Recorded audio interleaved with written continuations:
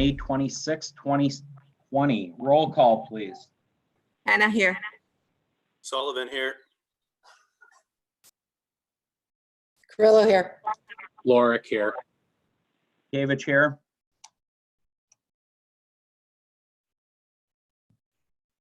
Chandler here. Donnie here. Seifert here. And Chandler here. I think we got you, Chauncey. I think that's everybody to my right.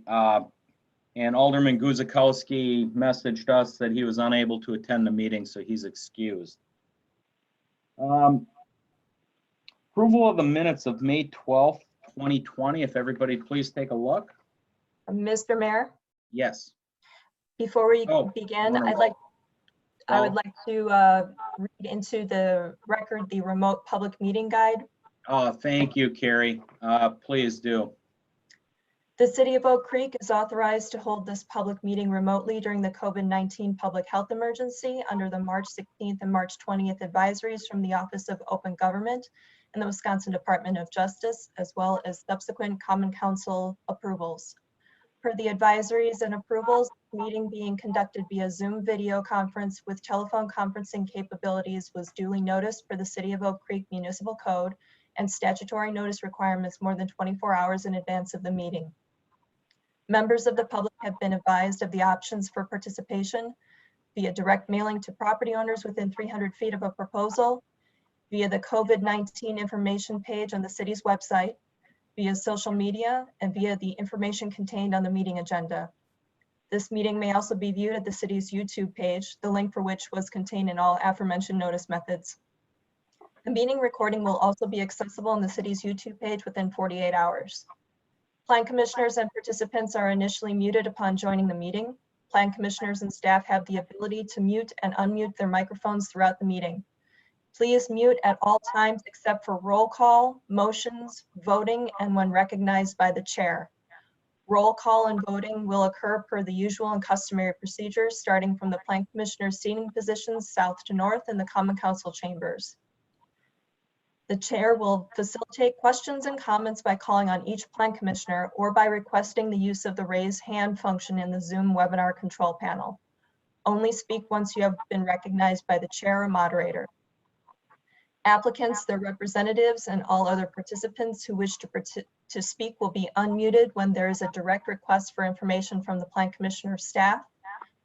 When the participant utilizes the raised hand function within the Zoom webinar control panel and the moderator verbally indicates that they are unmuted.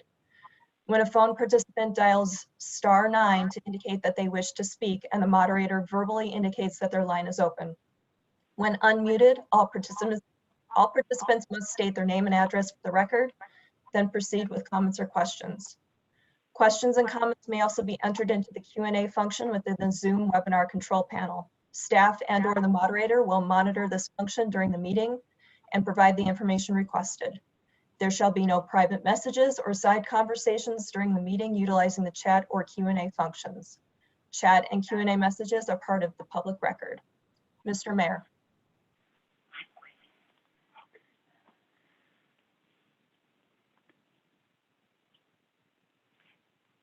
I took my own advice, or Carrie's advice, and muted myself. Sorry about that. I was talking to myself.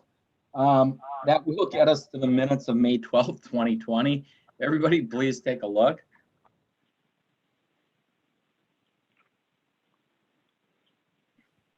And if there's no errors, omissions, anything like that, please take your time. We'll entertain a motion. Seifert moves to approve the minutes of May 12th, 2020. Hannah seconds.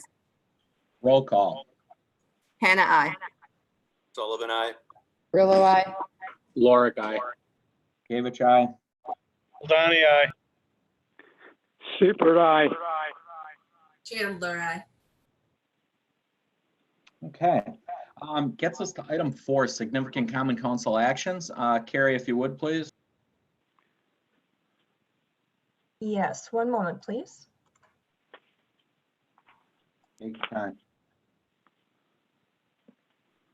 Just like to remind you all that if you would please mute your microphones when you are not speaking. We are getting a little bit of an echo effect.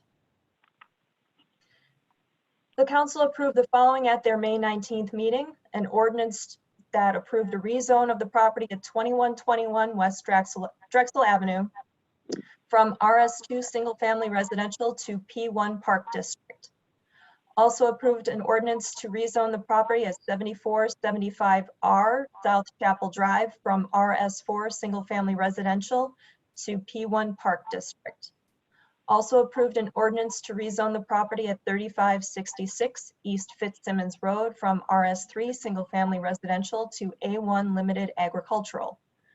They also approved a resolution approving a certified survey map submitted by Lyle and Elaine Bolander et al. For the properties at 3510 and 3566 East Fitzsimmons Road. Also approved an ordinance to rezone the property at 10308 South Chicago Road from A1 Limited Agricultural to RS1 Single Family Residential. Approved a resolution approving a certified survey map submitted by John P. and Lisa D. Marshall for the property at 10308 South Chicago Road. And finally, they approved a resolution approving a certified survey map submitted by Michael Faber of Ryan Business Park LLC for the properties at 9540 and 9700 South 13th Street and 1001, 1199, and 1203 West Ryan Road. Mr. Mayor. Thank you, Carrie. That will get us to our first item of the night, new business. Item 5A, and that is consideration of a rezone for the property at 200 West Drexel from M1 Manufacturing to B2 Community Business. Carrie.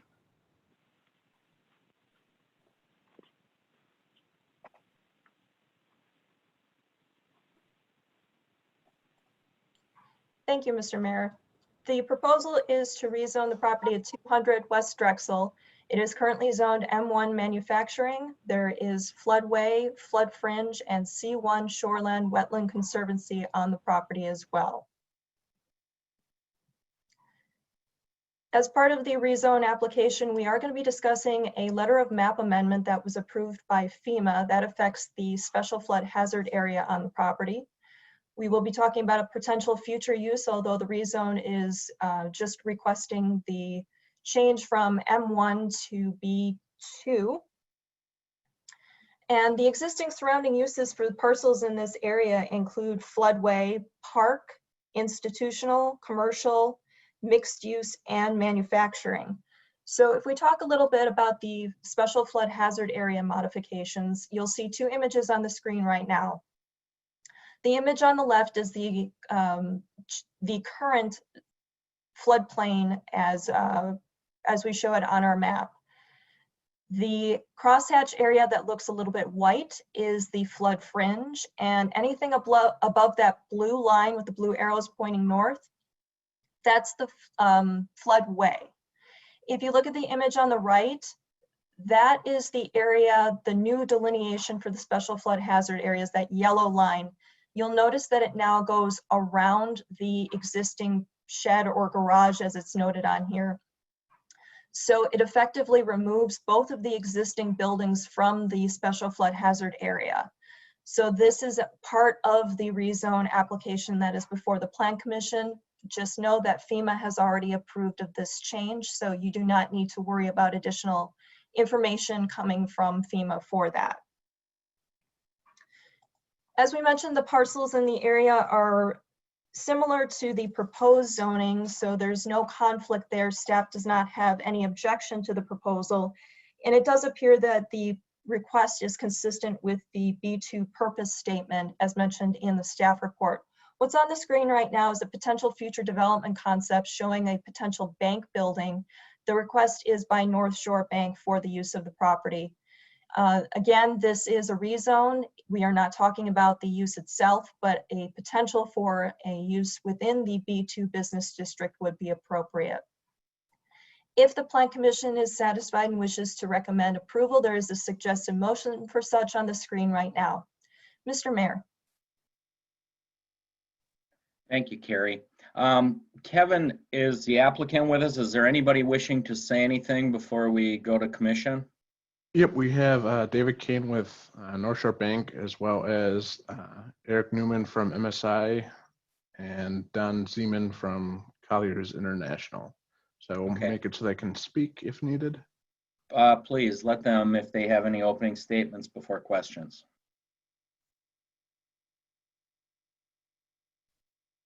All right, David should be unmuted. Eric and Don. Welcome, gentlemen. Would you like to make a statement, anything concerning your proposal? If you would, we need your name and address for the record. And if you just want to wait for questions from the commission, just please state. This is Eric Newman, MSI General, PO Box 7, Oconomowoc, Wisconsin. I believe our application is complete, and I'm awaiting any questions from the commission. Thank you, Eric.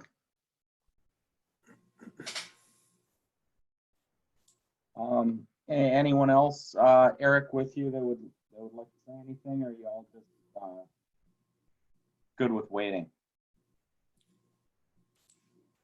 Mr. Mayor, you kind of went off mic there for a second. We only got half of what you said.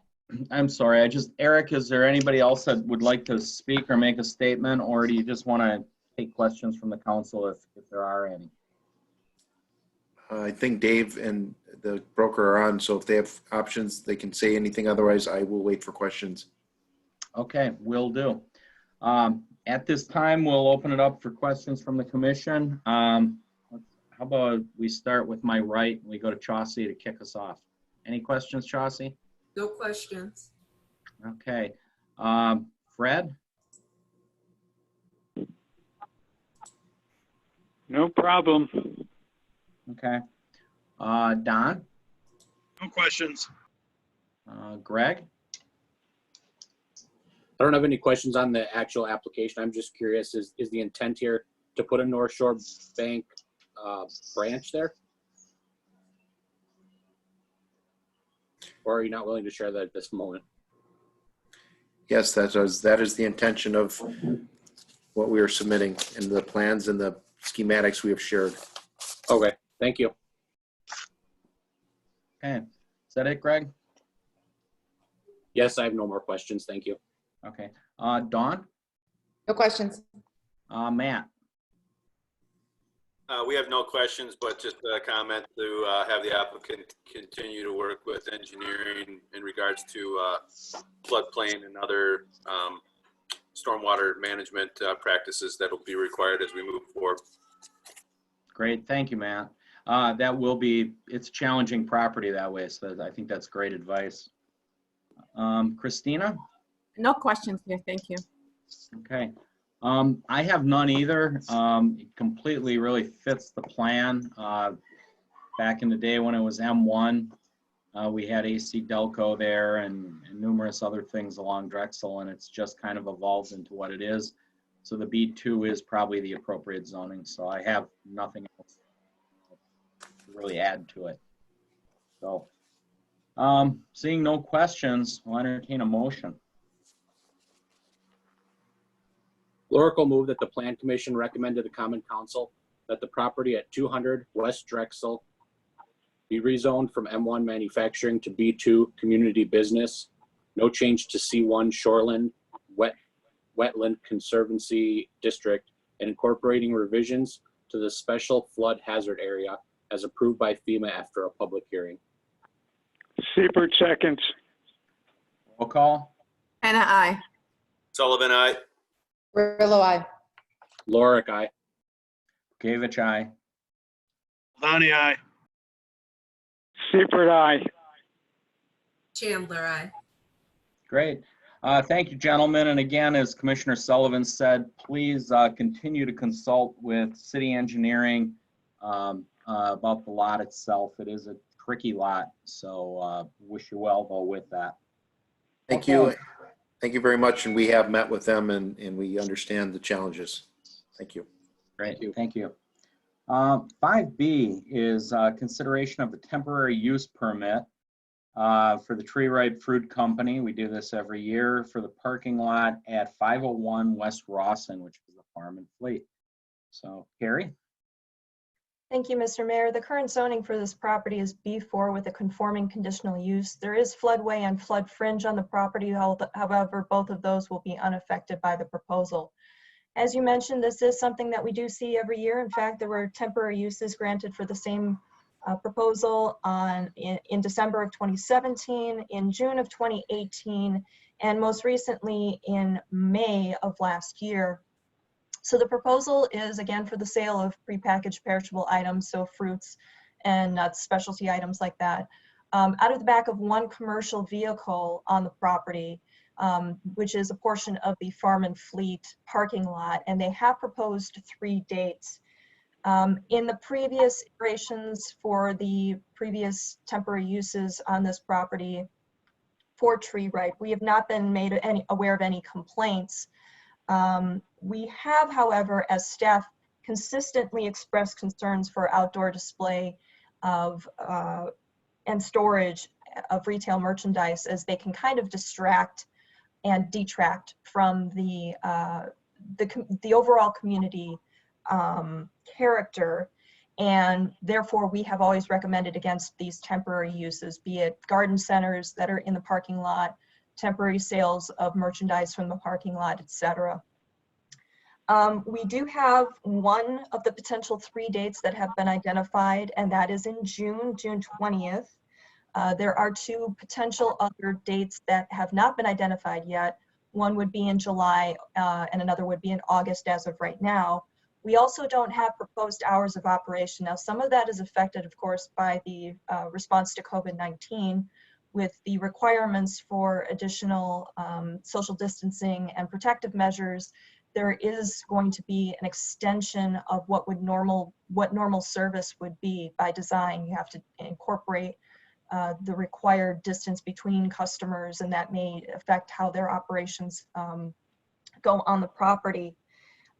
Within their COVID-19 policy, which they have provided and is part of your packet, they indicate that they could potentially have over 200 people served in a 2-hour period, or roughly 2 hours. So whenever the Plan Commission is considering this, if you do recommend approval, staff has provided some information within the proposed motion to identify a block of time for which these operations can occur, since hours have not been provided. That would allow additional time in case it's needed for to incorporate those required social distancing measures, as well as identifying a certain number of months within which the 3 dates can occur, rather than specifying which dates, or you can only have 1 per month. That's all in the suggested motion for the Plan Commission's consideration. Now, there are a couple of identified concerns in the staff report that I'd like to mention. On the screen right now is the submitted site plan. It's showing the existing location of the building along with the parking and where the potential truck location is. It is in the same location that they had been previously. However, what's missing from the plan would be where that social distancing queue would be. And the reason that this is mentioned is because there's nothing that has been provided to staff, although there is the assumption that this has already been discussed by the company, about where customers would queue physically and where queuing cars would be on the property. We want to ensure that we are not interfering with the usual traffic flows for the store, and that includes safety for the Farm and Fleet customers and traffic, as well as the customers for Tree Ripe. We want to ensure that everybody is safe for every possible reason on the property.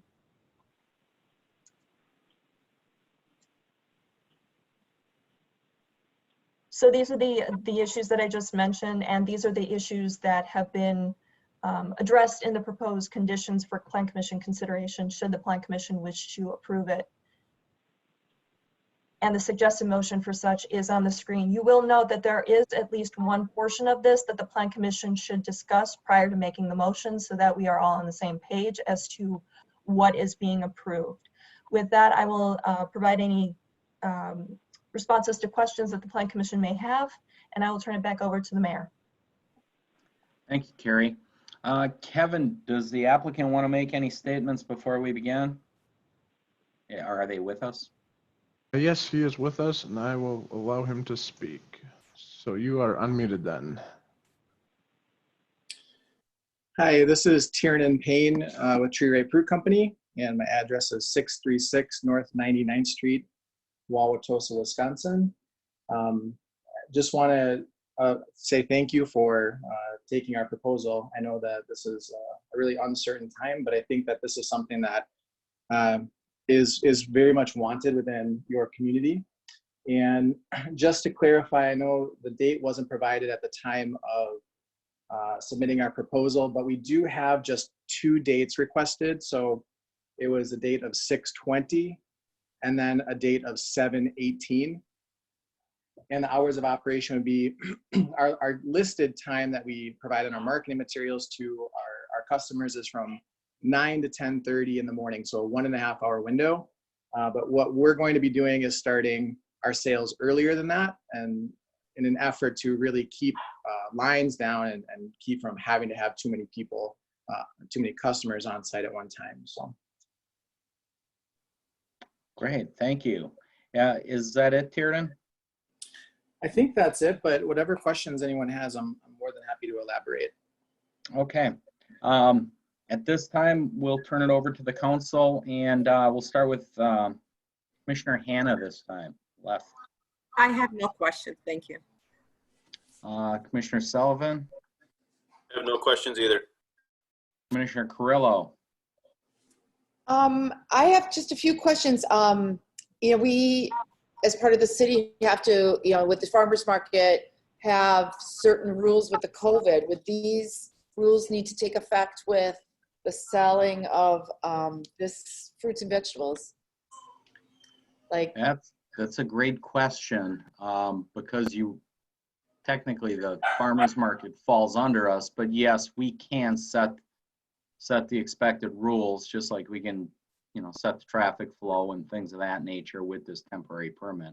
So the short answer is yes, I guess we can impose that on some of our businesses, though, their guidelines. So it's a little funny. right.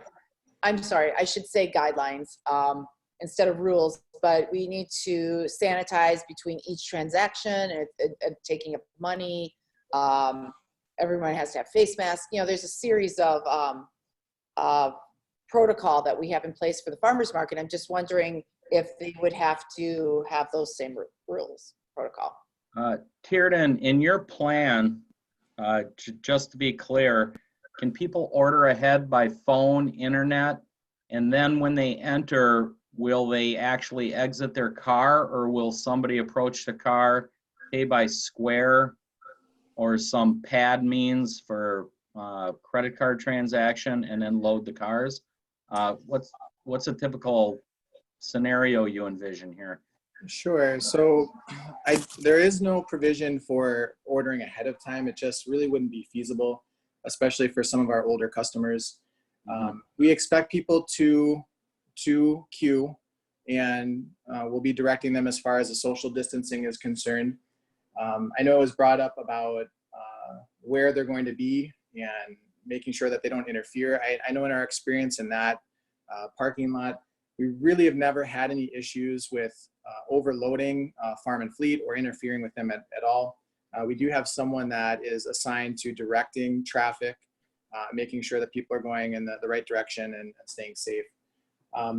What people will do is they'll get into the queue, they'll come up to the table. We do have a table that is a barrier from our staff and the customer.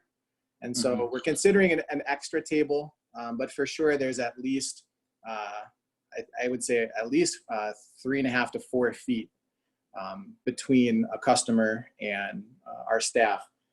But they'll use a Square terminal, and so they'll be able to put their card directly into it or tap with mobile pay, and we're ready to be able to sanitize as much as needed, because I think that what's important, I think, to take into consideration too is, we don't have a super large staff, so our safety precautions, we're looking to go above and beyond, do everything we can, because for our staff, obviously we can't afford for anyone to become ill.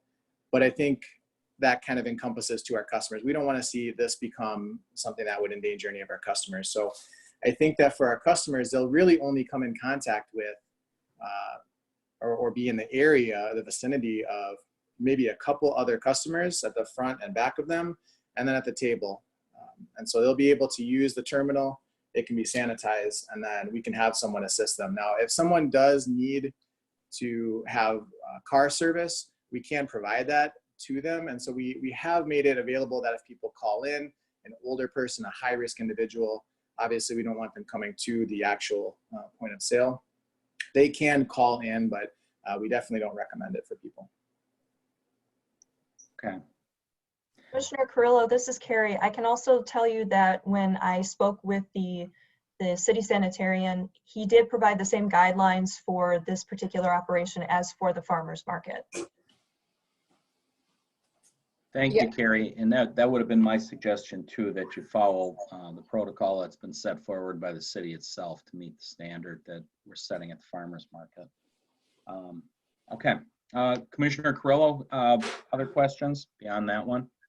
No, I was just wondering if to be safest for everyone, could it just be a carload like you mentioned before? Can you just drive up, pay through the window, and then they put it in your car and you just even never get out of a car, eliminating a line of people waiting for service? I think it was definitely something that we considered, but I think to execute that, it would be very difficult when you think of trying to keep the social distancing and having potentially some people in line. Then if we translate that to a car line, we kind of felt that could potentially become a bigger safety hazard and impede farm and fleet more than what we're currently doing. Because if we typically, at this location, it's not extraordinarily busy. It's pretty dependable in terms of gauging sales. And so for us, if we start 30 to 45 minutes before our printed time, we should really be able to keep lines down. But I just don't see a way of providing the car service for every single customer. And we would be happy to follow any guidelines if it's the farmers market guidelines too, because we do work with other farmers markets. So we are preparing to do that for other farmers markets.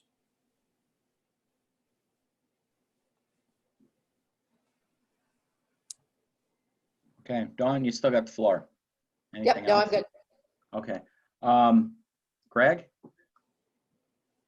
So it sounded like your printed material has 9 to 10:30. Is that correct?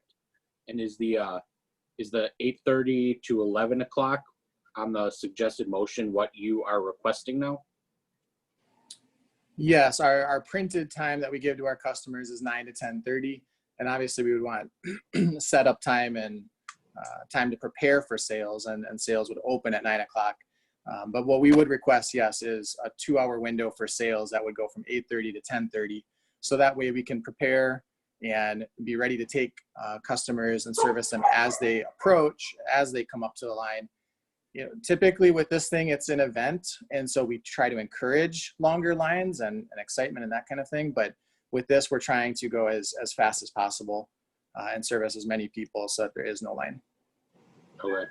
And is that the longest window you're looking? I know the staff report, and I don't know if this was changed, but it looks like it has an 8 to 5 window. Is there any thought to go longer in the day? No, I think that was probably an oversight by Lauren when she submitted. Typically we have our date or our times listed on there. This stop is, I think, always that 1.5 hour window. So we're not looking to extend it any longer than that. Okay, thank you. No more questions. Thanks, Greg. Don? I have no questions. Fred?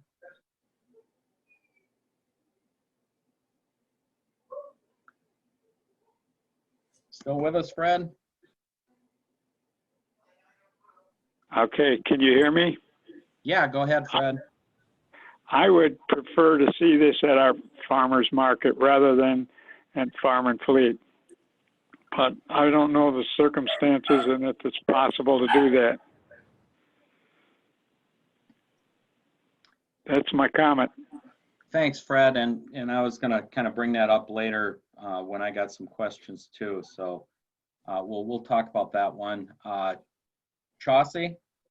Yes, I have a question for the applicant. So it sounds like you may have precautions in place to make sure that your employees are safe with the table to separate your employees from your customers. Can you provide more information? Because I wasn't clear on how you're going to keep the customers safe. If you have 200 people coming in a 2-hour or less than 2 hour, hour and a half time frame. Sure. So our normal, the time that someone is at our location is usually relatively short. And so we'll have someone who will be vocalizing any direction that is needed. We'll be marking spots for social distancing with temporary chalk. We will have signage as well, directing customers the precautions. They'll be directed in our marketing materials and our brochure that we're sending them ahead of time. But as far as protecting the customers, I think outside of giving them direction as much as possible, obviously not congregating, no groups, maintaining social distancing, encouraging wearing of masks, providing help if needed to, for instance, with the car service, if it's requested. We'll have hand sanitizing stations. We'll be sanitizing the surface areas that we use. I'm trying to think of it off the top of my head. I know we had submitted something, we have a policy in place, but I think that would kind of encompass what we're looking at doing. And of course, we're open to implementing other things too, if it's requested or deemed necessary. Okay, thank you. Is that it, Commissioner Chandler? One additional question. Oh, go ahead. So it sounds like the process will be the same for those that place orders. They would actually come in and pick up their order based on the directions that are given while they're on site. And so just wanted to get a little more information on your reasoning for opting out of having kind of a different type of service like call in or maybe times when people come in, because my concern is just making sure the community stays safe. Sure, absolutely. For us, a pre-order system would really overwhelm our staff. We do the same type of sales in about 200 municipalities, and we have more than 100,000 customers in the Midwest now at this time. We've grown very quickly, and it would be very overwhelming to be able to do that this time. Now, that being said, we are in the process of developing a custom e-commerce website that would allow for pre-orders. Unfortunately, it wasn't done in time for this summer season. So, part of it is going to be us having to actually get out at a location and see how people respond. But given our customers and our staff, we feel very confident that we can really expedite orders and move quickly and keep lines down. I know we put the number in of 200, and that would be, I think, at the outermost limit.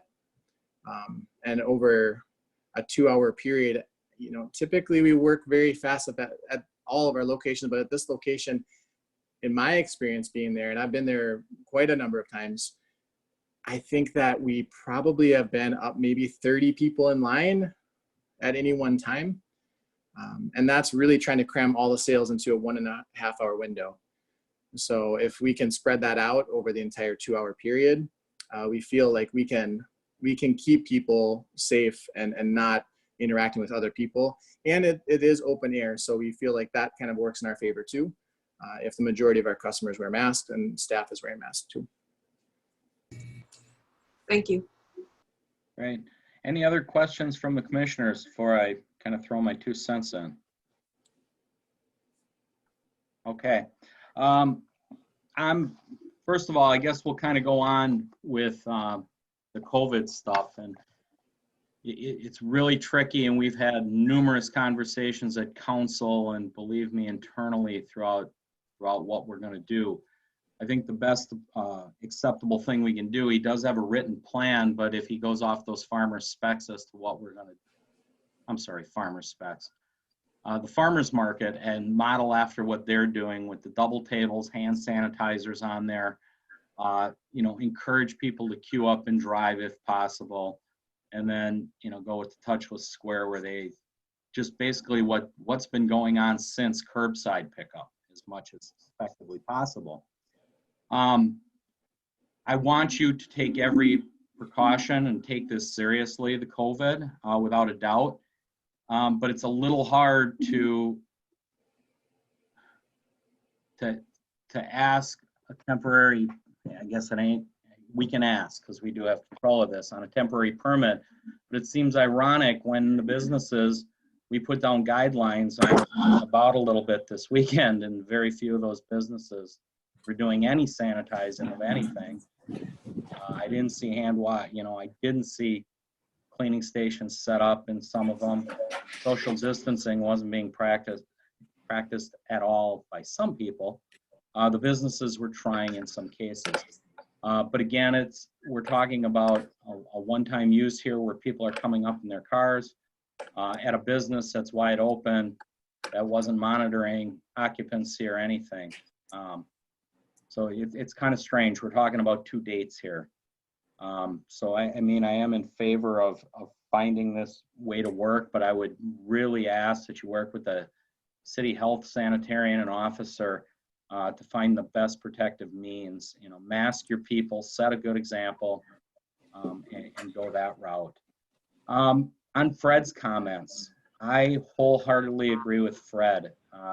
This is obviously an amenity that they find advantageous to come to Oak Creek with a few times a year. And obviously there must be enough people buying from the trucks to warrant them to come in year after year. I also would like to see, you know, the city's integrity not have the pop-up trailer, so to speak, and incorporate this as to a one-time or a 3-time-a-year treat into the farmer's market. I don't think this is rocket science. I don't think it would hurt the integrity of the market somewhere along the line to figure this out. I guess my question for you is, are these refrigerated trucks concerning the fruit, or are they just semi-trailers? No, they are refrigerated trucks. You know, as far as food safety, I think we have always been fully compliant, and we do go above and beyond. We are licensed by the USDA. We work with the state. We work with many municipalities and their health departments. We would love to work with your sanitation person as well, because it is very important to us. And like I had mentioned, it's important for our staff. We take it very seriously, but we do care very much about our customers, and we want them to be safe too, the same way you want your residents to be safe. As far as the farmers market is concerned, you know, we would love to work with the farmers market. We feel that we do bring a lot to the farmers markets that we do work with. For instance, we're with Shorewood Farmers Market, Oconomowoc Farmers Market, and we do draw very well. And of course, we're not a local grower, but we don't compete with other local growers because there aren't local peach growers. So we do feel like it is a fit with farmers markets, but of course that's up to you know, your city's farmers market, either director or board. So it's something that we would love to have a discussion about if that is preferred. Well, great. And again, you know, it's probably a little late for this year, but, you know, going into next year, because then the rules are set by the farmers market as to what would be done as far as in this situation, the COVID and the hours would be there. The biggest thing is the truck, and we've worked around bigger things, but it's just food for thought into the future. It would have been nice to kind of consider it for this year. But anyhow, that being said, I do want you to work with the sanitarian on the COVID stuff and cue the traffic and keep it going as best as possible and maintain that social distance and if you can, and it's curbside, that's probably the best option if you can get the people's orders and deliver it to them as they pull up. So that being said, any other questions before I call for a motion? No.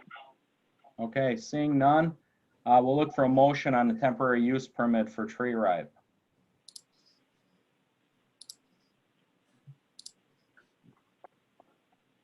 Lorick moves that the Plan Commission approve the temporary use permit for outdoor produce sales within the Farm and Fleet parking lot at 501 West Rawson Avenue with the following conditions. Number one, that all operations are conducted in accordance with applicable federal, state, county, and local orders and policies regarding COVID-19. Number two, that sales are limited to one commercial vehicle and surrounding area necessary for the safe and effective operation in accordance with condition 1 above. Number three, that the sale of produce is limited to June 20th, 2020 and July 18th, 2020. Number four, that sales shall occur between the hours of 8:30 a.m. and 11 a.m.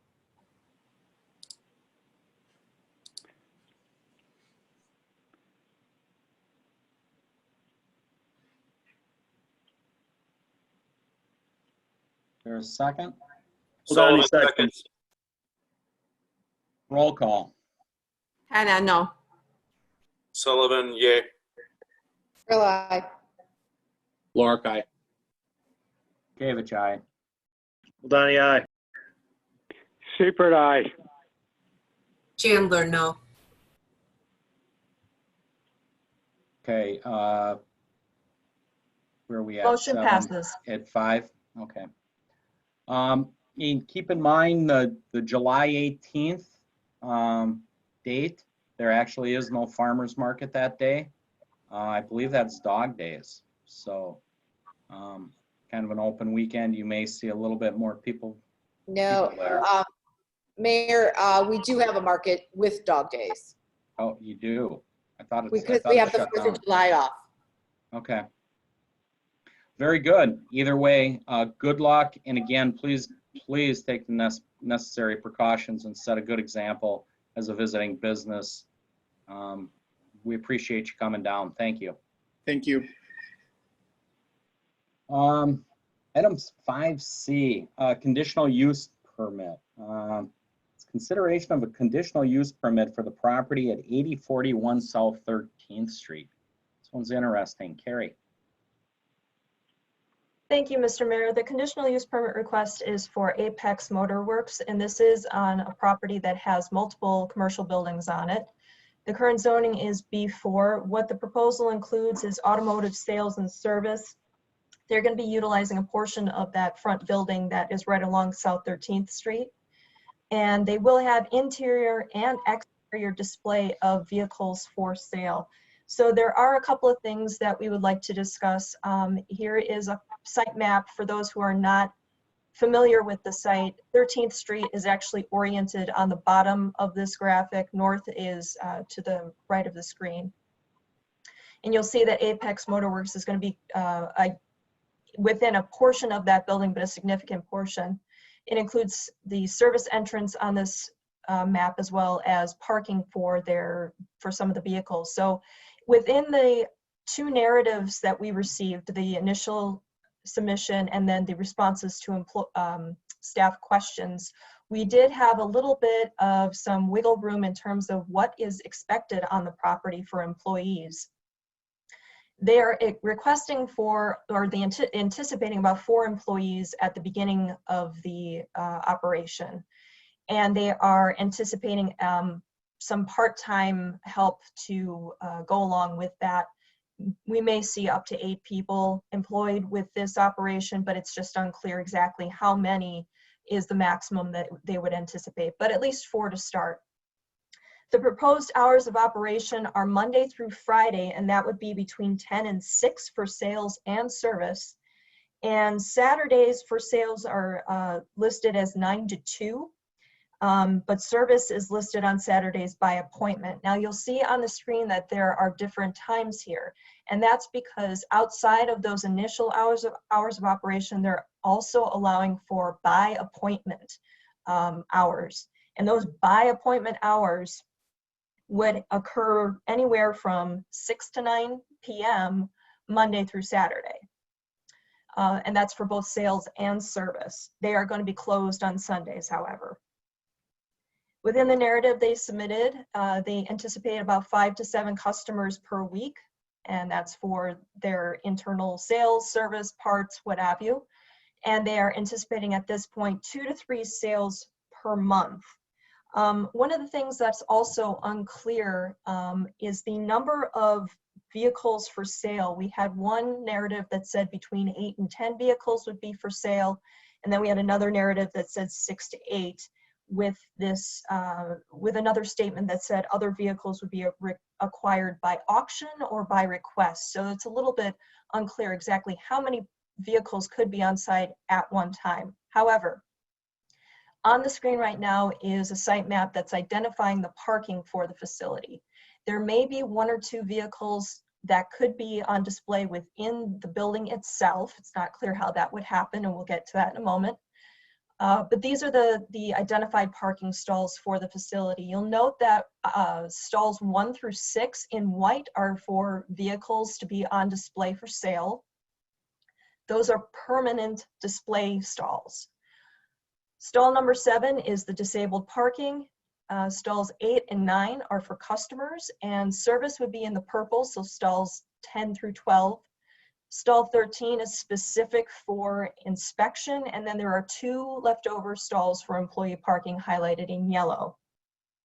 Now, the parking requirements per code require 2 customer stalls per salesperson, plus 1 stall for every peak shift employee. And as far as service is concerned, that requires 3 stalls, customer stalls, for every service bay, plus 1 for every peak shift employee.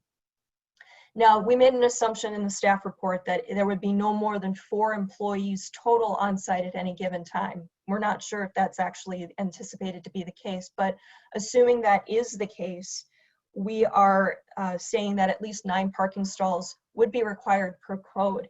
That is exclusive of the vehicle display area. So it will be up to the Plan Commission to make a determination as to whether the parking exclusive of the vehicles for sale stalls meets with the Plan Commission's expectations for such an operation on site. We'll also want to call your attention to a couple of things. These are the proposed floor plans. One is the showroom that's showing the internal area where there would be customers, where the sales would occur. Again, this might be an area where there would be a car or 2 on display, the manager's office, etc.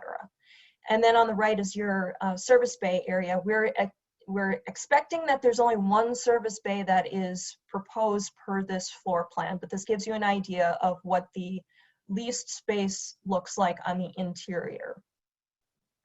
So there were a couple of staff concerns that were raised in the report. Want to draw your attention first and foremost to the definition in code for auto sales and service. Auto sales, I think everybody is familiar with, but it's the service that I really want to make sure everybody is aware of.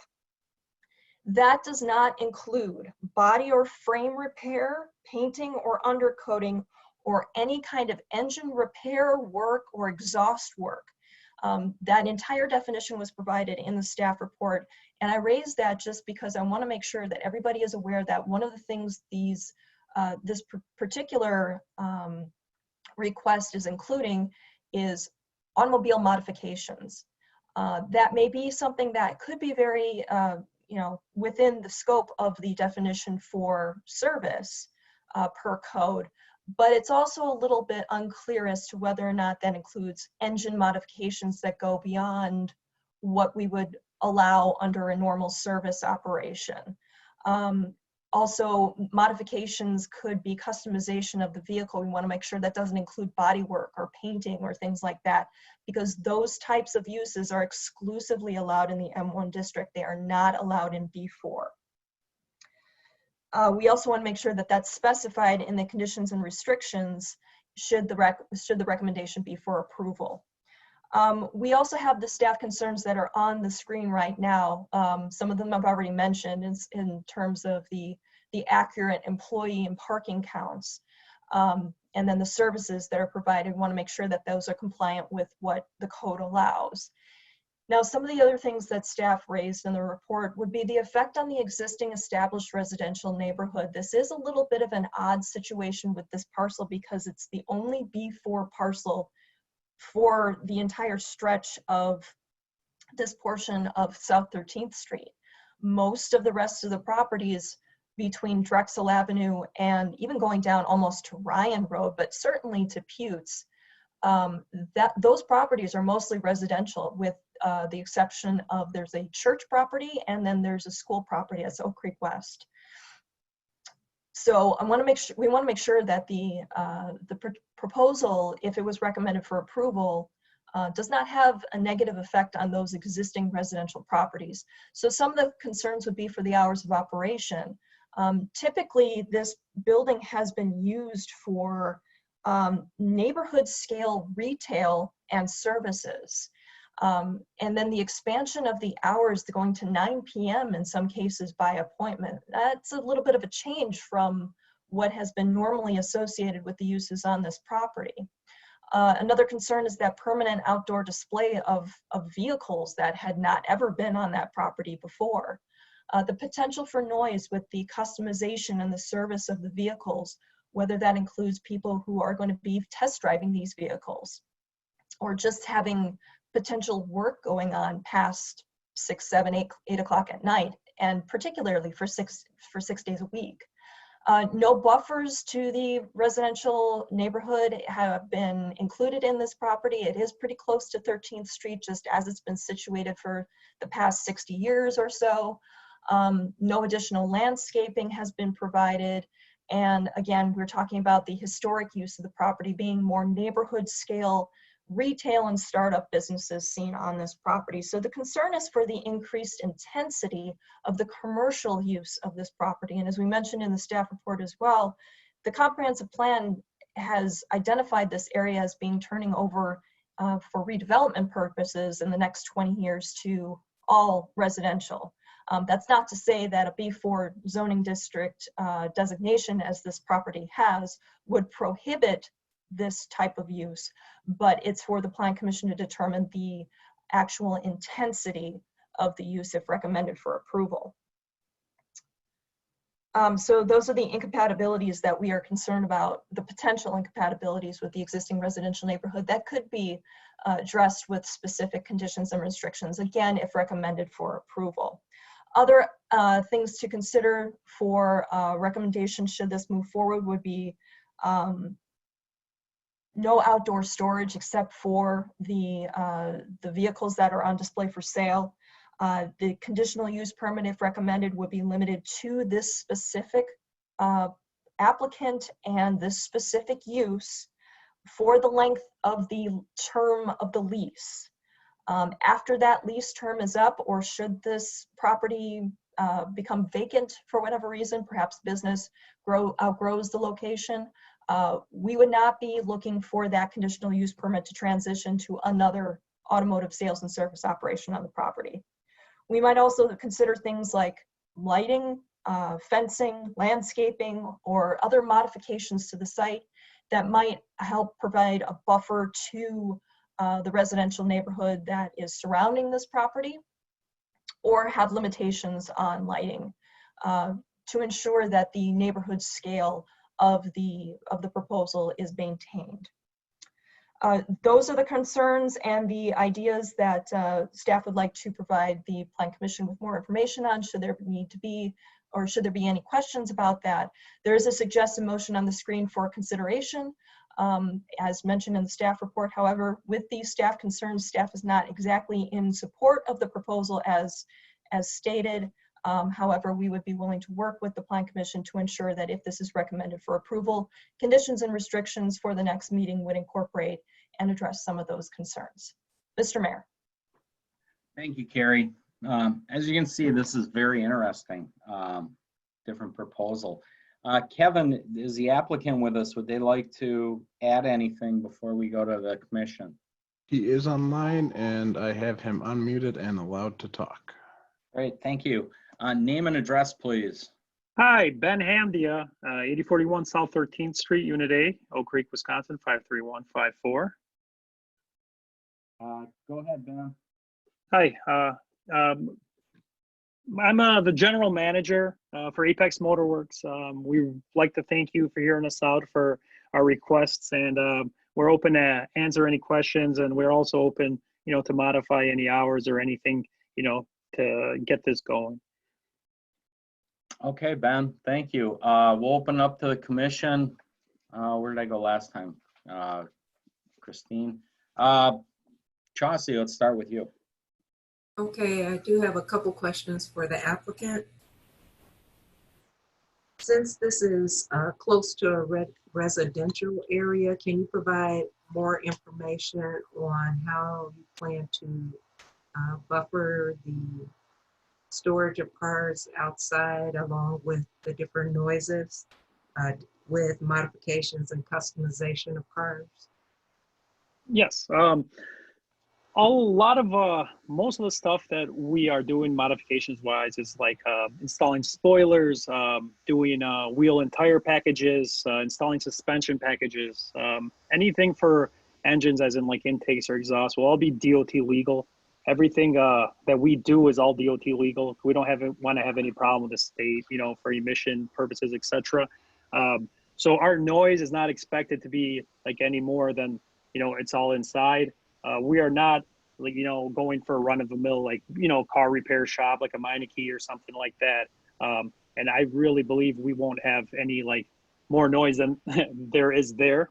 Also for buffering, the cars that we will store there, a lot of our service will be done on, appointment basis. So we want the cars in and out as soon as possible.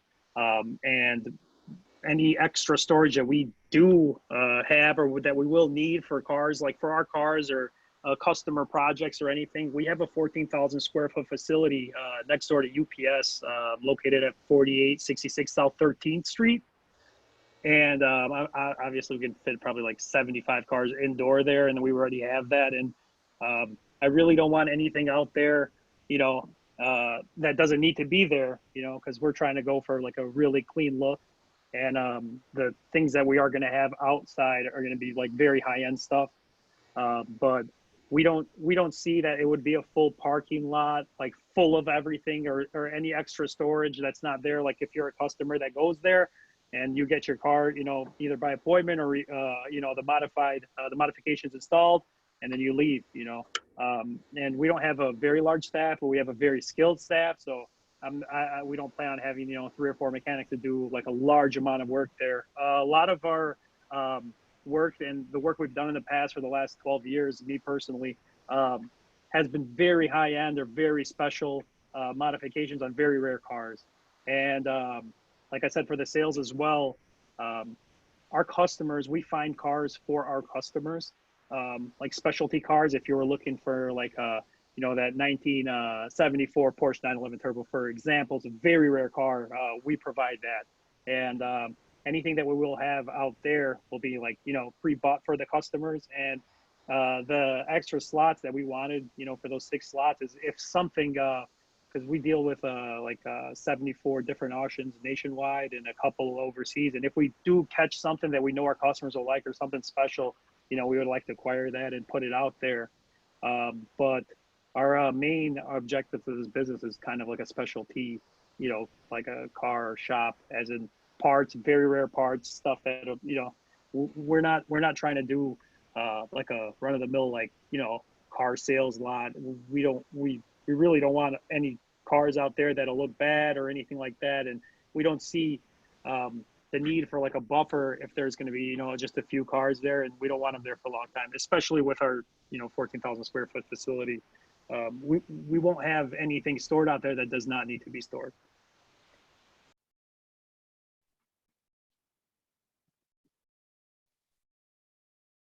Chauncey, you're still up. There we go. In regards to storage of cars, the slide that we saw, it said 1 to 6 spaces for your display. So are you saying you're not going to use that for those 6 spaces for cars, just one car? Well, I would like to have the possibility to have extra spots there if we get a few cars in stock, or if someone, let's say like a lot of our customers are from California, some of them are from Florida and New York. We have the cars there ready for the customer when they arrive. We don't plan on having everything full, but we'd like to, just have the extra slots just in case we do need to have some cars there. Okay, and just going back to the buffer, so there will or will not be a buffer for the residential area? We do not plan to have a buffer for the residential area, but we also do not plan to have like a lot of action late at night or when it gets dark, where we're not going to have anything super loud or super bright there. So we don't see the need for the buffer, but obviously we're willing to work with anything that you suggest, or whatever we need to get the ball rolling as approved by the landlord of the property. Okay, and then can you just go back to what will be stored on the outside? Can you readdress that, the number of things that are planned to be on site? So sure. So the spots are, obviously for possible cars. There might be 2 cars out there, but it might be 7, including employee cars. What we do plan to store out there is the customers' cars that are getting repaired day of. If they drop something off, they get repaired, or obviously modified, and then get back out. A lot of these cars are like project cars, or like people's like custom cars, and we finish their modifications, or we have these modifications that come from all over the world for them. The other spots that are, if we have a few cars that are for sale, like I said, a lot of the cars are gonna be pre-purchased for customers. Like if a customer wants to buy something, we'll buy it for them, we'll find them the car and leave it out there, and they're gonna come pick it up. And obviously we don't plan to have any all of our jobs, all of our modification jobs, we want them by appointment. We have a very strict schedule planning idea in effect for this business, and we want people in and out as quick as possible, because we don't want a lot of stuff there just in case the next customer comes. I don't want a car to be there before the next guy comes. I have nowhere to put his car, and we're very strict about that. And like I said, with the outlot that we have, such a large outlot, I don't think there'd be no reason to have anything there that needs to be stored there. So obviously it'll be just a few of the cars that we have for sale, and the customers' cars that are going to be stored there for the day, and anything that's going to be over 24 hours for a modification will be stored indoors and in our one single bay area. And just a quick question for Carrie. I know the suggested amount of spaces, the quantity was 9. Is that specific to customer parking, or? Yes, Okay. customer and employee parking. That's assuming 4 employees. And I also want to just clarify that maintenance, servicing, or repair of automotive engines, powertrain, suspension, and exhaust system on vehicles with a gross vehicle weight of 10,000 pounds or less is an excluded service from the B4 district. Those types of services are only allowed in the M1 district. Okay. So I just want to make that clear. Yes, so for the services as in suspension, we do like air ride suspension. It's not, we don't do no machining, no machine work, no repair work, no painting, obviously no framework or anything. And we are aware of like the DOT laws and for the zoning and everything like that. And obviously the majority of our customers get wheels, custom wheels, front lips and rear spoilers on cars, You know, a lot of interior modifications as like, you know, like racing seats or custom interiors and, you know, custom exterior bits. There won't be anything painted. Everything comes like pre-painted. Basically, we install it for them. But for general, like that type of general, like repair or machining or any machine work or any like major engine work, we don't want to do that. We have no intentions to do that. Obviously, a lot of this stuff is bolt on. 99.9% is bolt on, and anything that's not bolt on or that'll be harder to install, obviously, like for lighting or management work, it's all wiring stuff.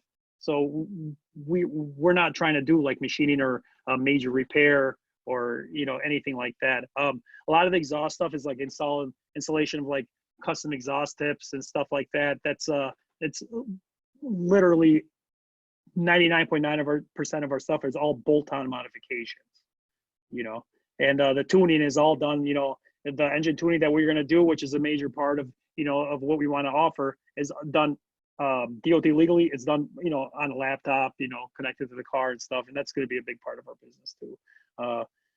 Like I said, we're not trying to go for like a, you know, repair shop there. We're going for like a tuning shop for like very like very high end products, you know, and vehicles. And that's. One additional question. Can you address the need, and this is for the applicant, the need or requirement for 9 parking spaces, which are inclusive of customer parking and employee parking? Okay, so the parking spaces, the employee parking is 2 for the employees on staff. The other 2 employees, one of them is the guy that's going to be, if it's kind of a runner, you know, we plan to have like someone to pick people up from airports or someone to pick people up from, I'm sorry, something just happened.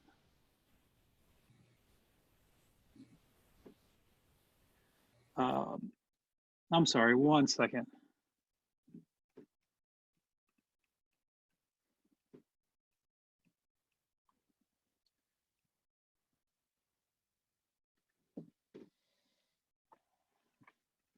I'm sorry, I can't see anything on the screen. I can hear those still. Can you hear me still? Yes, we can. Okay, yeah, I can't see anything anymore on the screen, but the need for the side parking, well, that's all included. That was like the terms of the lease, you know, I wanted, but those 2 spots, I needed an inspection place for outside. That was one of the spots. The 2 other spots for employees are obviously there'll be 2 employees inside the area. Me as a general manager, I'm also licensed as a salesman for the parts, certified in maybe 12 different companies and parts, and obviously for the car sales. The red spots that are circled, those are for customers that are going to come. The purple spots are going to be for a customer car that's dropped off or something we pull in and out. We just wanted to use the maximum amount of space that we have in our lease. You know, those are the spots that we have, you know, for our business. So, I mean, we can, you know, we're willing to work with anything that y'all suggest, but those are all the spots in our lease. So, you know, why not use, you know, all the spots that we have in our lease? But everything was, so all the parking spots, like the white area was the sale cars, the blue area was the handicap, the red area was the visitor parking. We, you know, I generally think we need all those spots, and those won't always be full, but the 2 people that will be there, all on staff, will always be there. The 2 other employees are working part-time or from home for, you know, like ordering and looking for custom vehicles and stuff. That employee works, you know, remotely from his house. Thank you. Bro. Chauncey, is that it? Am I unmuted? Yes. Oh, okay. Fred?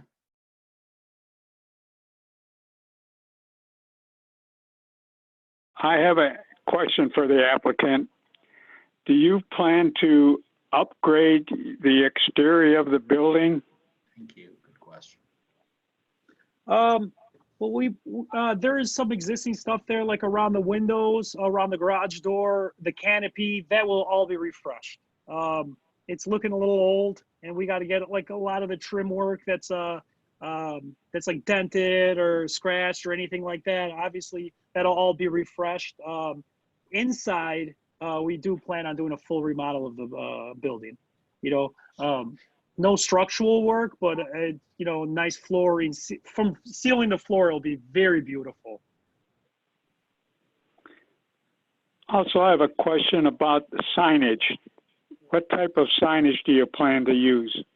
We plan to use there's a sign there from the previous company. We plan just to use our logo as a sign with our website where the existing sign is. Just slap on our stuff, over the existing stuff. We do not plan to add any extra signage at this time.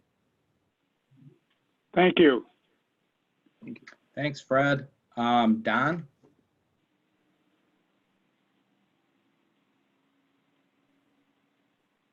All right, got it. Yeah, I do have a couple questions. In our packet, there's only the location map that was printed out. Is the only thing we have, and you can't see it in this picture that's on the screen now, that shows almost a larger area with a building to the back of the parking lot. Again, you can't see it in this picture that's on our screen, but it is shaded in as the subject property on our packet. What are the plans for that building? Is that going to be part of your business or part of your lease, or? No, that building is storage used by the landlord. There's storage facility back there for him. The only part that we are going to use is the front of the building, and obviously what is circled in white, and the parking. And the lot is also, as per agreement with the landlord. I mean, obviously ours to use. But the back is like some type of storage, has nothing to do with our business. So the back side of the building that you're using, where there'll be parking options back there. Obviously, parking seems to be a hot subject on this whole thing. We don't plan on using any of the parking back there. Like I stated before, we do have a very large facility on 13th. We don't plan on using anything back there. Our landlord gave us the option, obviously, for more, to use any of the extra parking spaces if need be, but we do not plan on using anything back there, really. Other than, the only thing back there is going to be a dumpster, but not by us. There won't be nothing used back there. But it's an option if you guys were to need it, it sounds like. Yeah, if we were to need it, but our company's gonna be very small, for compared to like those large, huge car, shops or whatever. But if we needed to, we can probably acquire that land. But right now, and with our budgets and everything, we don't see the need for it. We have especially inside the showroom, it's over 2,000 square feet. Our service area is over 1,000 square feet. We have a pretty substantial chunk of the building. Okay, and then Carrie, maybe you can help with this one a little bit. The building to the north, I believe, there is another commercial building there. So they wouldn't be the only commercial building in this area that in the next 20 years could be slotted for residential, correct? No, the two parcels that have the existing commercial buildings on it are actually owned by one entity. These are the only parcels that are currently zoned for commercial property or for commercial uses within a residential zone. The comprehensive plan calls for the entire area to be redeveloped at some point. Again, comprehensive plan looking out 20 years for the entire area to be residential. Okay. This is a kind of a neat idea what they're doing. I totally understand what they're trying to do. This doesn't seem to me, if there's any concerns about this becoming a car lot, it doesn't sound like this is at all what this is going to be. I understand what they're trying to do. And as if they're leasing, I guess the future of what the residential subject in the future, I don't see as a big concern since they're not the owners. I'm waiting to hear some more concerns about this. I understand some of the questions, but it seems like a pretty neat idea to me. That's it. That's my 2 cents. Thank you, Don. Greg? Thank you. Just to note, I did speak with the applicant a while back. He did reach out to me as the alderman for the district. And I too did say that it sounds like an interesting project, and it sounded at the time like something that I could definitely support. Since then, I've spoken to 2 residents in the area that brought up some concerns. While I still think that this could be an interesting use there, I definitely think that there'd have to be some things in the conditions and restrictions limiting things such as hours of operation. There was concern about if these are high-end vehicles left out overnight, what kind of lighting or how bright will lights be as opposed to what's existing there. Is there any plan to upgrade any type of lighting? The plan currently, there's no plan to upgrade any type of lighting. We believe the lighting is sufficient. We do not, really don't plan on, like doing full views if it gets darker, like, during the winter time, it gets darker, afternoon, outside.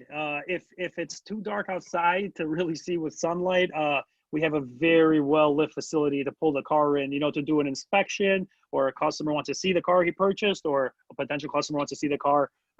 We plan on taking everything inside, after, it gets a little bit darker. We really don't see the need to upgrade the current lighting. And also, we do agree to anything you suggest, like for changes of hours. I mean, if we have to stop at 6, I'm perfectly fine. I don't have I don't oppose to it at all. Okay, thank you. And going right off of that, the hours of operation. I mean, midday and during the workday seems normal operations. There was concern about, now with the exception of the engine work and the exhaust work and painting and body work, it sounds like you'll kind of focus on some bolt-on products, a lot of tires and custom wheels and things like that. There was concern with an auto shop that keeps their garage doors open. Will there be a lot of pneumatic tools going off all day? And will that sound travel outside, or do you keep the doors closed? Actually, we have a very, very nice heat and air conditioned unit. Very nice, because it's a big thing for, the technician. We have a very highly qualified technician, and he really said, if I work there, I want very good climate control. We do not plan to keep the doors open, especially while we work on the cars. Obviously, any pneumatic tools there's going to be some wrenches and stuff, but nothing really, nothing crazy loud, because we're not doing any machine work at all. We're not really doing any grinding work at all. We're not doing any, obviously the tire machine makes some noise, but with the door closed, you really can't hear much. It's not going to echo, if you're standing where the entrance is in the parking lot, you're not going to be able to hear from inside the building, especially that our unit where the service bay, it's kind of in the middle of the building. It's not really close to the road, and it's pretty deep in. So I really don't think we're going to have, a crazy, noise problem. I really don't think so.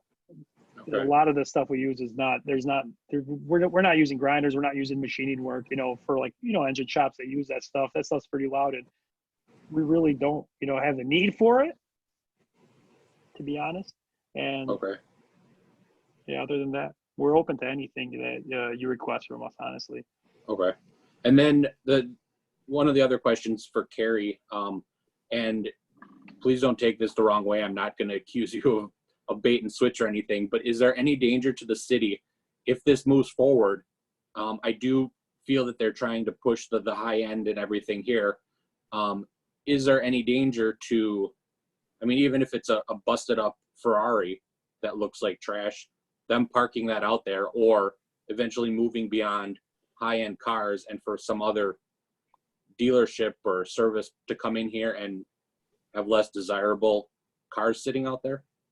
I don't think there's any danger to the city. Anything that's really high end, as in Porsche, Ferrari, etc. We do not want to keep that unless it's inside, outside overnight. You know what I'm saying? Because even a wheel is worth.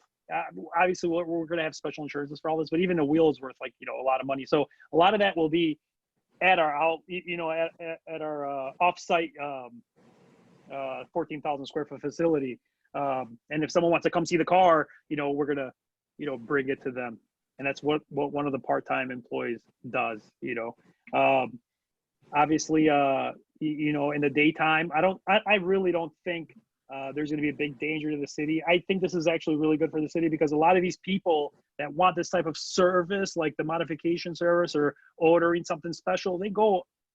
I mean, I know the shops that work with people from Milwaukee, like thousands of people a year go out of state for this type of stuff. And I don't think there's a need to go out of state anymore if we can offer it here. And also, like I said, anything that's like crazy rare or expensive, it won't be on site unless a customer requests it. But, if there's going to be some nicer cars out there, it's not going to be much different than, a nicer car that's on 27th or anything, around the local dealerships. They're going to be maybe some BMWs or Mercedes, but nothing worth like 30, 40,000 or something like that, for example. But our outlot, that's like, we don't want people to know that. We're not going to advertise where it is or anything like that, obviously. But here, I don't plan on keeping a $100,000 car here unless it's inside. Okay. Alderman Lorik, Yes. from the city's perspective, we cannot regulate what type of vehicles they work on or sell. So from the city's perspective, we're looking at it as an automobile service and sales facility. And from the concerns that we've raised in the staff report, we do not feel that this is an appropriate location for those types of facilities. One of the reasons being this isn't an established and very long established residential neighborhood, but for these two properties that have commercial buildings on it. And the historic uses of these commercial buildings, again, have been neighborhood scale and have been for startups and mostly retail or service-based, in the sense that there was once a Jazzercise location in here. There were retail facilities. The one automotive type facility that was in here in 2016, and a portion of the building conducted off-site repair, meaning it was mobile. They went to the place or the person to repair. The only other automotive type facility that we were able to find within the records was for a go-kart facility that had sales of parts and some limited service there, and that was back in 2005. And again, that business actually moved off-site. They're now in Franklin. So the concern from the city, again, is the effect on the residences that are there and the location for these particular services. We see these types of things more often in the highway business districts that are along the major corridors. So your 27th Streets, your Drexel Avenues, your Howell Avenues, your Rawson Avenues, Ryan Row, College Avenue. Those are the types of places that typically the B4 Highway Business District would see those types of uses. So for the concerns that were raised in the staff report, staff is not in support of this particular use here. Now, of course, if the Plan Commission does recommend that this be approved at the council level, we would be recommending quite extensive conditions and restrictions that would address these concerns and the concerns raised by the residences. Okay, thank you. That was kind of my question. I mean, I'm not going to disregard any residents bringing concerns. I mean, everything from noise concerns to just the curb appeal concerns. Those people have lived there for many, many years. So thank you for that. I will mention one other thing. There was a question and there was some indication that there would be exterior modifications to the building. We were not aware of such exterior upgrades, and just want to clarify that any changes to the exterior of the building would also require Plan Commission review and approval. If I can note on that, what we want to clean up or exterior is the window trims are like damaged around there. It's all cosmetic, and obviously the canopy is very old. We just want to make sure all the trims and stuff look return to, like original condition. We are not adding anything to the exterior of the building. And also I want to note on the thing you said a little bit before, we are basically like a very niche, like, car shop, not in sense of like a full car dealer that is on 27th or those other areas. This is all like very high end, like automobile parts store almost, for what we want to offer for the area. We do not see a huge, traffic coming to the area because obviously we cater to higher end cars. The people that we cater to, a lot of them get their cars dropped off and picked up, and we will also be offering that for the customers. We will, because a lot of these people are very busy, or they have these cars stored all over the place. But it's not. I don't see like a huge traffic influx to the area for what services we are. What services we want to offer here. It's a very select, demographic that we're going after automobile wise. So I personally, and obviously I'm very happy to go with any guidelines that you give us, that Oak Creek gives us, any guidelines at all.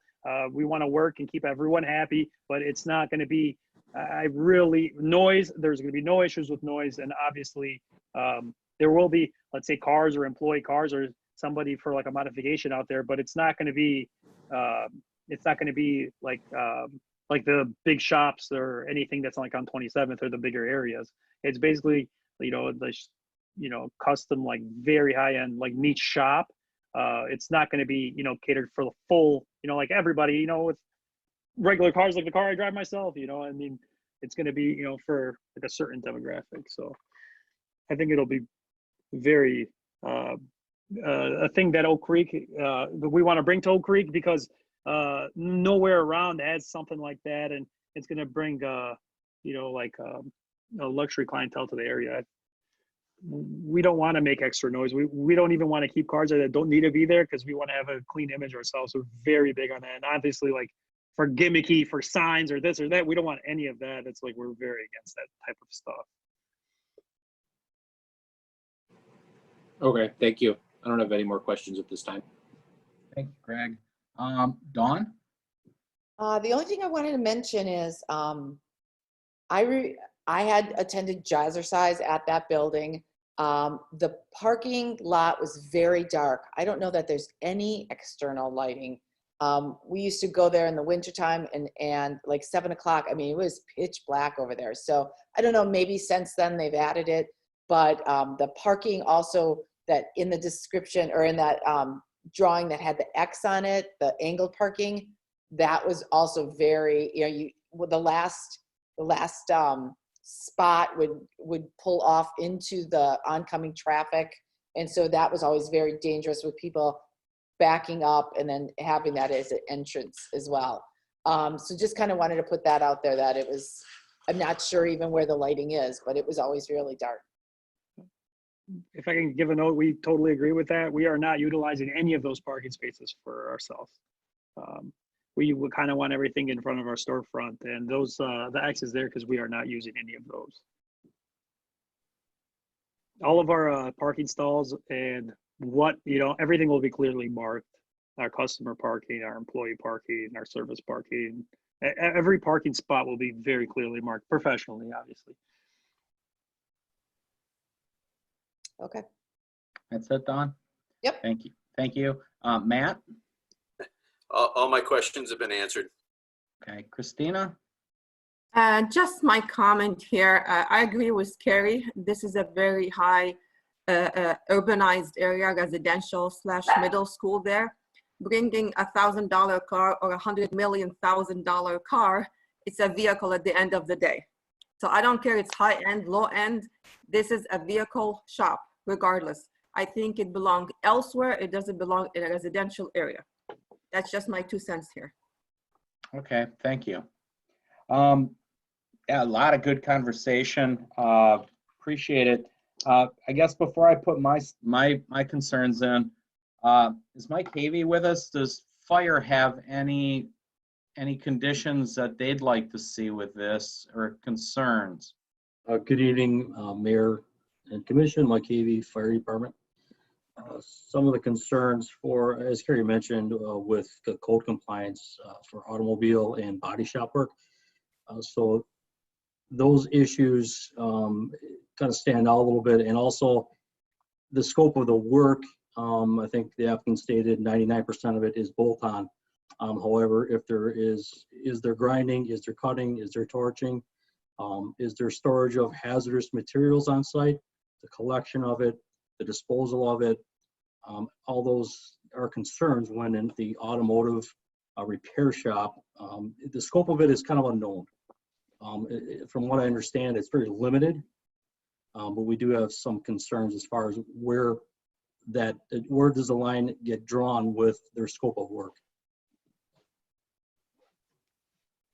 Okay, maybe the applicant can kind of give us a feel about hazardous materials, grinding, cutting, torching, anything along those lines. I think we kind of covered it, but Ben, if you could.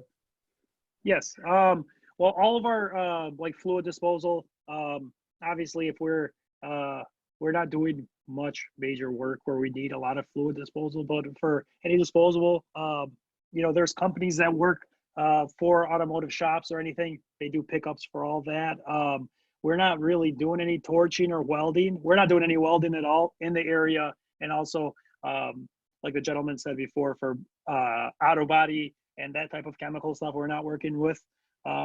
We're really, if anything that, you know, we do have on like in stock for fluids and stuff will be in our parts department, because we will be working with some companies that sell like a high-end racing fluid for engines, but we will be selling that. We're obviously not doing any work to install that. It's obviously on like brake fluid, oil and stuff like that. It'll be new in case and display. The 99, that 1% of that's not bolt on is like doing like a computer and engine wiring work, and it's not going to be any you know, fuel related work, as in like fuel pumps or custom stuff like that. And we are not doing that. We do not want to do that. And if we have those customers that do want to do that, we have other shops that we get this stuff. A lot of this, like, let's say someone want to do like a custom turbo kit. We do not do that, but we, you know, pass them along to like shops that we work with. But we're not going to do anything like majorly custom, but especially like he said, with like auto body and stuff, we're not doing that type of work, so it's not needed for us. Understood. Okay, thank you. You guys pretty much hit on a lot of points. Just a little history. This building was probably predates the neighborhoods to the east of it. That would be my guess. This was here when I built, and I was here in '89. And at the time, Fred, you'd probably remember this. Mike Havey, you might. That was Etch Power Center at one time, which is now up on 27th Street. I don't know if you guys remember that. But it's been, as Dawn said, and Carrie said, a number of things, from jazzercise. It was a go-kart place. The space on the far south end actually was a granite grinding shop just recently, and I can't remember what else has been in and out of there. I don't believe that Apex Motors is going to lease that spot, and I think it's vacant right now. For all we know, somebody's working out of there. Businesses have come and gone in that place like you wouldn't believe. Does anybody know what's in there right now, or are you going to lease the far south end too? There is a, I'm sorry to speak so. There is a vitamin shop there, actually, a new shop. Oh, yeah, there is a vitamin shop. Yep. And these are the things that come floating through. And I don't know if Carrie said they're startups, the leases are affordable, and they move on from there, or if they just never make it. I'm unsure. Yeah. A lot of places, there are startups. We've actually been looking at the location for about 4 years. You know, and then now we've known the landlord for a while. You know, we tried to get the place 2 years ago, and someone, you know, or a few years ago, and someone grabbed it. And it says it somewhere in our packet. We want to start up this obviously here too. I think that we would last longer than some of these businesses because I think this is like something wanted. But in the future, as business grows, we want to build a whole new facility. Obviously, not in this site. That's our future plan for the Oak Creek or Milwaukee area. If possible, we want to build a whole our own building. Build and own our own building. And as business grows, that's our plan. And like I said, I don't want to keep going back to it, but we do have a very large storage for any extra stuff that we do need or anything we have. We have a huge building, And that's on 6th Street. I'll tell you the address right now because I have so many addresses. It's on it's 4866 South 13th Street, and then we also have something on 6th and Drexel that we use for some storage, but we're not using that for this stuff. But yeah, that one is it's on 13th Street, but it's a 14,000 square foot warehouse next to UPS. So everything extra or everything that if we have like a long-term project or a restoration, obviously waiting for a customer, something that needs, something special, it'll be all in there. It won't be on premises at all. We don't want it on premises. We want everything indoor. And the work, the cars that I've managed for companies that the works, it's been showcased like worldwide, and we had 2 showcases. It's in my packet that I sent for Las Vegas SEMA Car Show. I mean, me with our team, we've done amazing work, and obviously we outsource a lot of the stuff that we do not do, but everything will be like anything that needs to be sorted, anything will be off site. And that's why we need that extra guy, the part-time guy, because he's going to be on that site. And if I need a car, hey, I'll call him. Or if I need to go, pick something up or run to the auction or have to fly out of state, obviously he'll be licensed as a salesman too. And hey, I need to go there. He's going to come and fill in for me until I'm back. So we have a really good, plan for all that. But we really don't want much. We don't want anything at this location that we don't need there. If you have too much stuff, obviously it causes a big headache, and we're trying to stay away from that because, we're trying to, we're a small company, but we like how it works, with being small. We don't want to outgrow and lose quality and our quality of service or anything. And we really like how we've done it. We've had a lot of customers from honestly all over the world that dealt with us in the past, and it's been going pretty good. But we really like Oak Creek a lot. I mean, we love the area, and we think that would be a perfect spot for. Like I said, we're trying to get into this spot for years, but okay. Well, we've been there. We've had the lease since November 1st, so we've been paying rent since November 1st. Okay. So. But again, going back, it's changed hands. The last time I was in there, it was the antique store some guy had, and basically, I don't know, he was storing his stuff in there and selling it if he could. Wasn't a very attractive business looking deal going on. The building does need some tender loving care, I guess you could say, a little sprucing up. And again, I'm not opposed to the parking because I think this is a very targeted niche of people. It's not going to be your average family looking for a minivan. These are going to be some people looking for specific vehicles they've always desired or they want. I'm trying to think of a similar place that rings a bell. There's a place in Bayview right on KK, and he took over an old space, and he has some antique cars he sells too. Yes. There's also Valenti's down in, well, it ain't Valenti's anymore, but when you go down towards 7 Mile Fair, there's a specific dealership there that deals with exotic cars and antiques. So like Don said, I totally get where he's going with this. I actually really don't have much of an issue with it. I don't think the noise is going to affect the neighbors. Directly to the west is wide open. It's all wetlands back there. If you look beyond those storage garages when Carrie put up the picture. And then if you go directly to the south, I believe there's like one home, and then you hit Willow, and there's actually a CBRF there. Not to say that those people can't be bothered, but I don't anticipate this being like Tires Plus or Midas mufflers where they're just, blasting air guns left and right. Yeah, correct. And that's what we don't want to be then, No. We want to be kind of our own.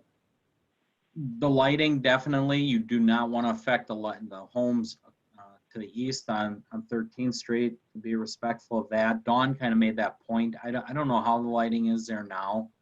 I kind of drive by and there's really nothing ever going on there. I don't think it's a bad location. As far as B4, Carrie brought that up. Everything along 13th really in the comprehensive plan became B4 all the way up to College Avenue. As a matter of fact, we even made B4 on the eastern side all the way down to a cul-de-sac behind the bus company. So, this is probably the tail end of it. As far as it becoming a residential neighborhood in the next 20 years, love to see residential development, but I don't think it's going to be that desirable on 13th. And Greg, given the amount of complaints we get on 13th Street, I don't see anybody wanting to build a brand new house on 13th Street real soon. So again, I think it's very interesting, but I would caution. Carrie, you mentioned that the conditional use will go with the lease. Ben, how long is your lease currently? We have a 10-year lease. At 5 years, we have our own option to renew, but it's a 10-year lease. So typically, and Carrie, correct me if I'm speaking out of turn here, but we kind of put these conditional uses at like a 5 or 6 year median when we did it on 27th on a couple of them. Okay. Yeah, we've gone from 3, 5, and 10 year typically. I just want to draw your attention on the screen. This is actually an established residential neighborhood area, and where we're talking about on 13th Street, Drexel Avenue is the major street to the north here, and the proposed location is right here. So as far as this turning over to a residential neighborhood, it already is a residential neighborhood, which is why this particular parcel was identified in the comprehensive plan. I just want to make sure that everybody is aware of what that means. I wanted to make sure that I wasn't confusing anybody about, is this actually a B4 district in a B4 area and it's going to transition? It is a residential neighborhood. Just to the south, maybe about a quarter of a mile, that's where the Glen Crossing subdivision was just recently expanded. So just to get you an idea of what part of 13th Street we're actually talking about in case you weren't familiar with the location. And as far as the type of vehicles, again, we can't regulate what type of vehicles they work on or what type of vehicles they sell. So again, staff is looking at this as automotive sales and service. Is that use, regardless of whether the vehicles are, $100,000 or $10,000, is the use appropriate for the neighborhood? And that's where the staff concerns came out. I just want to make sure that I didn't misspeak whenever I was representing the staff report. So as far as this type of use in the area, no, we don't have this anywhere in this area. We did have, for the previous review this evening, 200 West Drexel. There were a couple of proposals that had been for such things like a Jiffy Lube or a Meineke type thing in that location, and those things just didn't work in that location. So there's nothing around here. The closest would probably be 27th, maybe even further up 13th Street, where there is that offshoot, as the mayor said, from North Branch along 10th Street that kind of extended to 13th Street as well. So anyway, just wanted to bring those things to light. And there was one thing mentioned with regard to the exterior of the building. If you would just give us some conceptual plans before you proceed to any building permits, so we can make a determination as to whether or not that would be something that would be necessary for Plan Commission to review, or if it can be done at staff level, just making that clear as well. Now the lease term, again, that would be something that we would have to look at to make sure that we're providing an adequate and something that is appropriate for the conditions and restrictions. That would be something that we would put in there for review at the next Plan Commission meeting should this be approved. But it is something that we would have to discuss at staff level. Thank you for the clarification, Carrie. Carrie, one more question, as long as we're on it. The corner of 13th and Drexel, it would be the southwest corner. There's currently a home there. In the comprehensive plan, I know it's still residential, but in the plan it showed, doesn't it go before there? No. Well, actually, I'm not sure exactly what the zoning is. I can bring that up, but it is one of those areas. It's in the works with the comprehensive plan on the overlay. The comprehensive plan does call for it to be residential. Really? Yes, it does.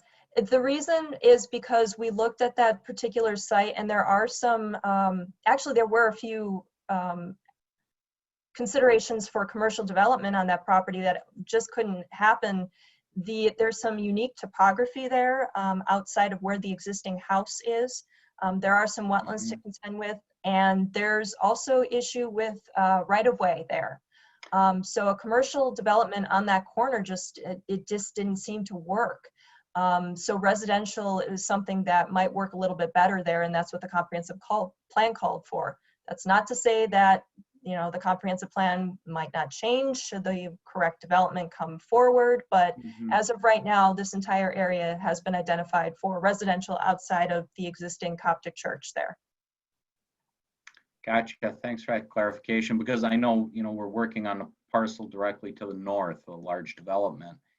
And I thought that piece got brought along with it for future, but I could be mistaken. The zoning may actually have reflected that, but in terms of the feasibility of that property to be future commercial, like I said, there are some challenges with that site. So yeah, I know they talked about shared access with the church, but anyways, I'm getting off the subject. Sorry about that. Anyways, getting back to the subject at hand.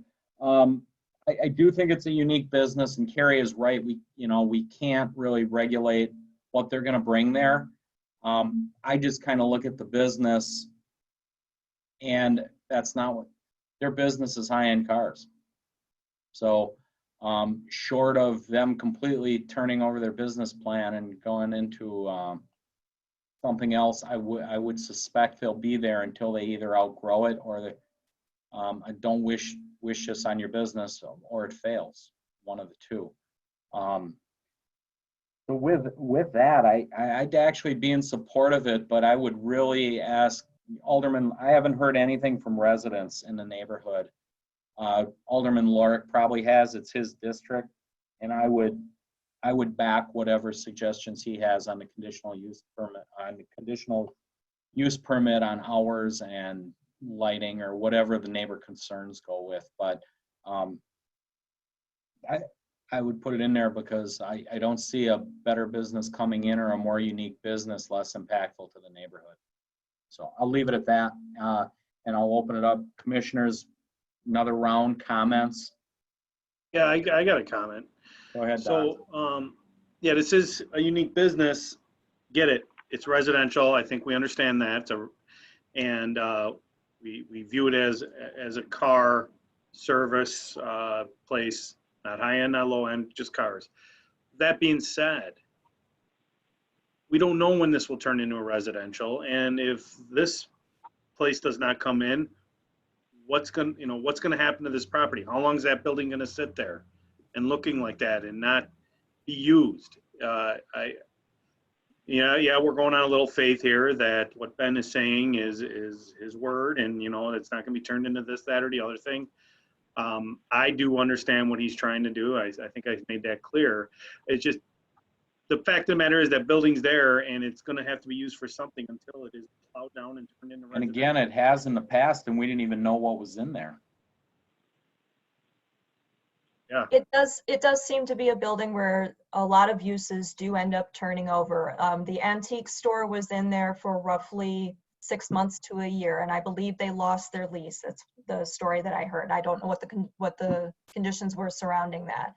Prior to that, it was a retail establishment. There was a glass block business that was in a portion of it. Again, there was that mobile automotive repair place that did repairs off-site. Dan, you are correct. There was once a granite shop in there. There's a startup company in the back of the building, I believe, or there was a startup company in the back of the building. The buildings are used and they do have tenants in them. It's a matter of, it does seem to have, at least in the past, there was a bit of turnover in that building. So it's possible that people just didn't realize what was in there. And sometimes we're not, in the planning department, always made aware of the tenants that are in there because they don't always require our review. So those are kind of the things that we were looking at whenever we were doing the research on, well, what's been here. Understood. Okay, thank you, Carrie. Fred, it looks on my computer like you're trying to say something. Do you have anything, Fred? Well, I kind of agree with Don. I hate to see a facility just sit there idle unless the owner plans on tearing it down. We might utilize it instead of just leaving it idle. Okay. Is there anybody else wishing to speak before I call? If we do the motion, be clear on conditions, the hours, the lighting. Carrie, am I stating that right? We'd have to get that in there correctly. No, what you would be, here, I'll just bring it up. The suggested motion is just for common council approval. The conditions and restrictions would be reviewed at the next meeting. In that case, we would be incorporating those concerns into the conditions and restrictions. So again, if there are other areas that the Plan Commission wishes staff to address in those, hours of operation, lighting, aesthetics of the property, signage, parking, all of those would be appropriate to be in the conditions and restrictions that would be for your review at the next meeting. And ultimately for council review. Thank you for clearing that up. So I was a step ahead. Sorry about that. Anyhow, any other questions or comments before we go for a motion? Mayor, Alderman Lorik, I'll just Yes. kind of piggyback off what you said. I did hear from 2 residents. I'm sure I'll hear from more if this proceeds. But the next stage is the common council and the public hearing. Is that correct? No, the next stage is the review of the conditions and restrictions at your next meeting, which is June 9th. At that okay. point, I was reading that wrong. Sorry. yeah, and then at that point, we would schedule a hearing before the common council, at which point the public would also, the residents would also have an opportunity to participate in that at that time. Okay. So yeah, that just reiterating the concerns. I mean, I would tend to lean, if this proceeds, to the more stricter end of conditions and restrictions, specifically anything that can prevent noise, light, and even reducing the display of cars out front. But that's what I've heard so far. I'm sure I'll hear more as this proceeds if it does go on. Okay. Any other questions or comments before we call for a motion?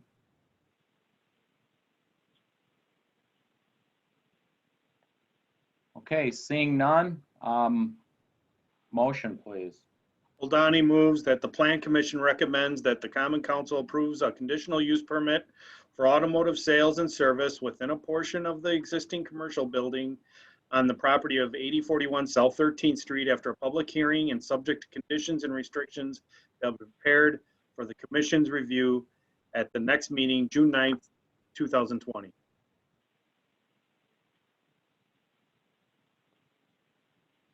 Lorik will second. Roll call. Hannah, no. Sullivan, aye. Grillo, aye. Lorik, aye. Kavich, aye. Oldani, aye. Seifert, aye. Chandler, no. I think we made it. I think they made it. Motion passes. Okay. That is it for our agenda. I hope everybody had a great Memorial Day. As always, want to thank the staff. Kevin, great job. We're getting far better at this. If it just wasn't for me, it'd probably go even smoother. So, Dawn, you want to give a market, the farmer's market, a plug? It's coming up here. Everybody's looking forward to that. Piece of normality. That's June 6th. Opening of the market. Yep. A little different style than you might remember, but it will be there. We're looking for a great opening weekend for that. So Right. A little more spread out, but everyone's returning. great. Other than that, Carrie, I want to thank you for all the input and keeping us on track and correcting us when we get off the rails there. So appreciate it. Other than that, motion to adjourn, please. Carrillo moves to adjourn at 7:56. Seipert seconds. Roll call. Hannah, aye. Sullivan, aye. Carrillo, aye. Lorick, aye. Gavich, aye. Ladani, aye. Seipert, aye. Chandler, aye. That is it. Everybody have a great week. It's a short one. Remember, it is Tuesday. Appreciate you taking the time tonight after the holiday. It's easy to miss it. So see you all in 2 weeks. Bye-bye. Bye, thank you.